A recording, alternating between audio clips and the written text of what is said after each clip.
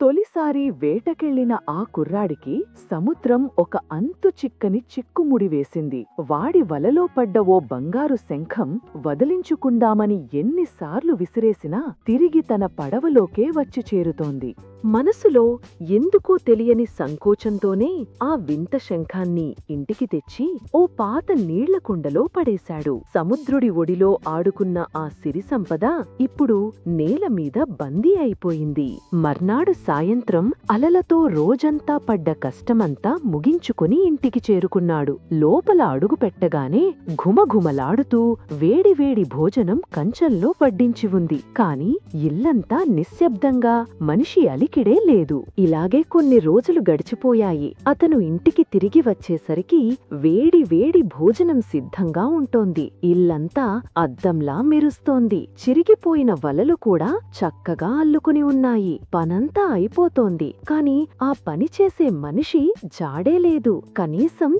చిన్న చప్పుడు కూడా వినిపించేది కాదు. ఎలాగైనా సరే ఈ మాయ వెనుక ఎవరున్నారో తెలుసుకోవాల్సిందే అని గట్టిగా నిర్ణయించుకున్నాడు. తెల్లారకముందే వెళ్లిపోతున్నట్టుగా నాటకమాడాడు. కాని చాటుగా నక్కి ఆ నీళ్లకుండవైపే కన్నార్పకుండా చూడసాగాడు. అంతలోనే ఆ కుండలో చిన్న కదలిక, తళుక్కున ఓ బంగారు మెరుపు. అంతే, ఆ మాయ మొదలైంది.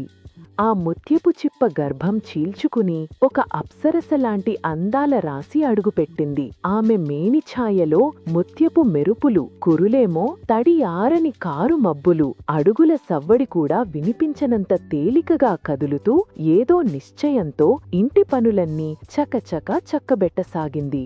అతను ధైర్యం చేసి ఆమెను నిలదీయగా ఆమె చెప్పింది, "నా పేరు హిలూవో. నేను సాగరపుత్రిని. కల్మషం లేని ఒక హృదయం నన్ను బయటకు పిలిచేంత వరకు ఈ శంఖంలో బందీగా ఉండటమే నా శాపం." తన పేదరికాన్ని చూసి ఆమె ఏమనుకుంటుందో అని ఆమె మాత్రం ధైర్యం చెప్పింది. "నాకు ఆస్తులు అంతస్తులు కాదు, కష్టపడి పనిచేసే చేయి, కల్మషం లేని మనసు. ఇంతకంటే ఇంకేం కావాలి?" అంది. ఆమె మాటలకి అతని మనసు కరిగిపోయింది. వెంటనే ఆమెను తన ఇల్లాలిగా చేసుకున్నాడు. ఆవిడ అడుగుపెట్టిన గుణమో ఏమో ఆ రోజునుంచి అతను వేసిన వల మళ్లీ వట్టిపోలేదు. వాళ్ల సంసారం సంతోషాలతో కళకళలాడింది. 3 ఏళ్లు రెక్కలు కట్టుకుని ఎగిరిపోయినట్టు గడిచిపోయాయి. అలాంటిది ఓ నడిరాత్రి ఒక సముద్రపు పక్షి ఒక కబురు మోసుకొచ్చింది. ఆ కబురు పంపింది సాక్షాత్తు సముద్రదేవత హిలువో, కన్నతల్లి. ఇక ఏమాత్రం ఆలస్యం చెయ్యకుండా తన దగ్గరికి తిరిగి వచ్చేయమని ఆమె ఆజ్ఞ.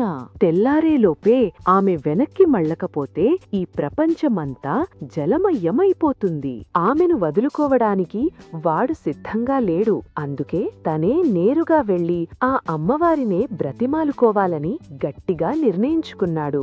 పెను తుఫానులను చీల్చుకుంటూ కొండంత కెరటాలను ఎదిరించి మృత్యువుకు అందని ఆ దివ్యతీరాన్ని చేరుకున్నాడు. కాని విధి వంచింది. తిరస్కారానికి గురై తిరిగి వెనక్కి నెట్టివేయబడ్డాడు. ఆ పూరి గుడిసె స్థానంలో కళ్ళు చెదిరే బంగారు భవంతి వెలిసింది. లోపలంతా రత్నరాసులే. కాని ఇంత ఐశ్వర్యం వచ్చినా హిలియో మాత్రం ముభావంగా అందరికీ దూరంగా ఉండిపోయాడు. కాని ఆ మాటలకి అతని పౌరుషం నిలువునా దహించుకుపోయింది. ఆ కనకరాసుల్ని గడ్డిపోచలా విసిరికొట్టి మళ్లీ ఆ భీకర సముద్రంతోనే తలపడటానికి సిద్ధమయ్యాడు. ఈసారి పడవ ముక్కలైనా అతను వెనక్కి తగ్గలేదు. ఎలాగోలా ఒడ్డును చేరుకున్నాడు. కాని అతని ఆ పట్టుదలని చూసి ఆ దేవత హేళనగా నవ్వింది. అతని ప్రేమను హేళన చేస్తూ ఆ దేవత కళ్ల ముందే హిలియోని జుట్టంతా నిరిసిపోయిన ఒక పండు ముసలిగా మార్చేసింది. అయినా ఆ యువకుడు ఏమాత్రం జంకలేదు. వెంటనే ముందుకు వెళ్లి ఆ రూపాన్ని తన గుండెలకు హత్తుకుని ఆమెను ఎప్పటికీ విడిచిపెట్టనని ప్రమాణం చేశాడు. అయినా పట్టు వదలకుండా మూడోసారి కూడా ఆ పెను తుఫానుని ఎదిరించి నిలిచాడు. అతని ప్రేమను పరీక్షించాలనుకుంది ఆ దేవత. ఒకరిని మించిన అందగత్తె మరొకరు అన్నట్టు లెక్కలేనన్ని అప్సరసలను అతని కళ్ల ముందుకు తెచ్చింది. చివరికి తన మాయతో అచ్చం హైలోలాగే ఉన్న ఒక అమ్మాయిని కూడా సృష్టించింది. కాని అతను వాళ్లలో ఎవ్వరినీ ఒప్పుకోలేదు. నా హైలోకి ఎవరూ సాటిరారు. ఆమె పడుచుగా ఉన్న వయసు పైబడ్డా నాకు నా హైలోనే సర్వస్వం అని ఖరాఖండిగా చెప్పేశాడు.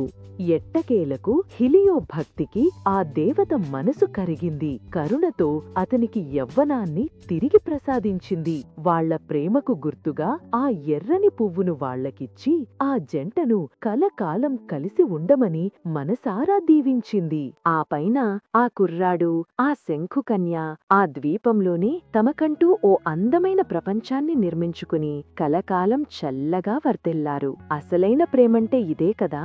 ఎన్ని తుపానులు తాకినా, ఎన్ని ప్రలోభాలు చుట్టుముట్టినా ఆఖరికి విధిరాతను సైతం ఎదిరించి నిలబడేదే నిజమైన ప్రేమ అని వాళ్ల కథే మనకు చెబుతుంది.